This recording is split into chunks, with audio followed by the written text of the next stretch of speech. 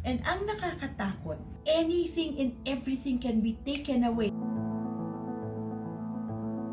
in a snap of a finger. Napaka-uncertain po lahat ngayon. Huwag mo sabihing CEO ka, huwag mo sabihing okay ka, huwag mo sabihing mayaman ka. Lahat ay dadaan sa problema. Even Elon Musk. Nakita nyo, hindi po ganun kaganda. Minsan naiinggit tayo, no? Na, kakainggit si Elon Musk, ang daming pera.